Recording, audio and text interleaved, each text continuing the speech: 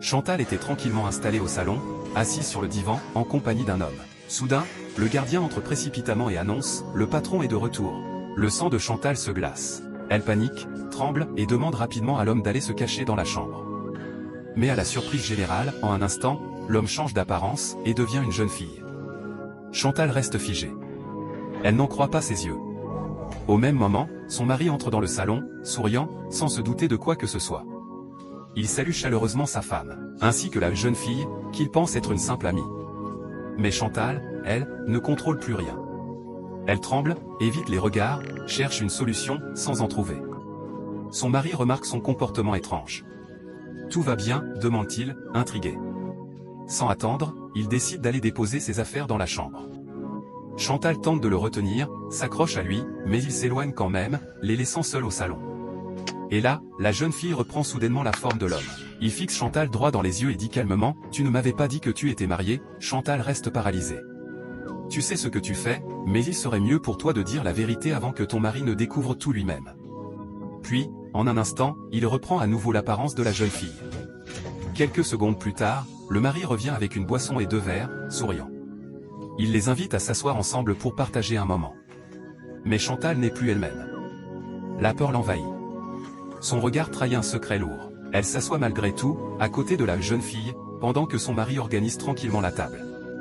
Puis, il se lève pour aller chercher un 3e verre. Dès qu'il tourne le dos, la jeune fille reprend encore sa véritable forme. Cette fois, Chantal n'en peut plus.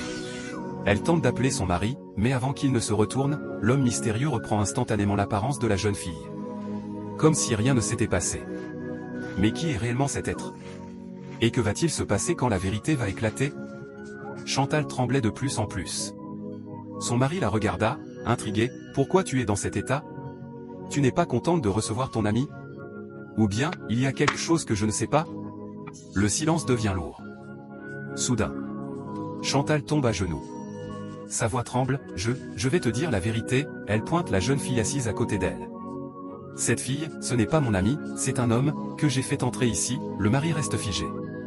Il ne comprend pas. « Chérie, je t'ai trahi, pardonne-moi », mais avant même qu'il ne réagisse, la jeune fille change d'apparence, et reprend sa véritable forme, celle de l'homme. Les deux sursautent. L'homme mystérieux se lève, regarde Chantal droit dans les yeux et dit calmement « Que ce soit la dernière fois que tu fais ce genre de choix. » Puis, il disparaît. Un silence profond envahit la pièce. Chantal, en larmes, se rapproche de son mari. « Je t'en supplie, c'était une erreur, pardonne-moi », mais cette fois, son mari est différent. Son regard est froid. Blessé.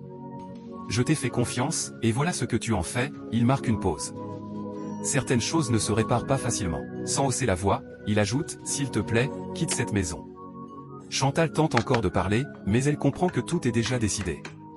Quelques instants plus tard, elle sort lentement. La porte se referme derrière elle. Et avec elle, une histoire qui ne sera plus jamais la même. Que Dieu vous donne une personne sincère à vos côtés. Et vous, auriez-vous pardonné ? Écris Amen si tu crois en la fidélité. Et partage cette histoire autour de toi.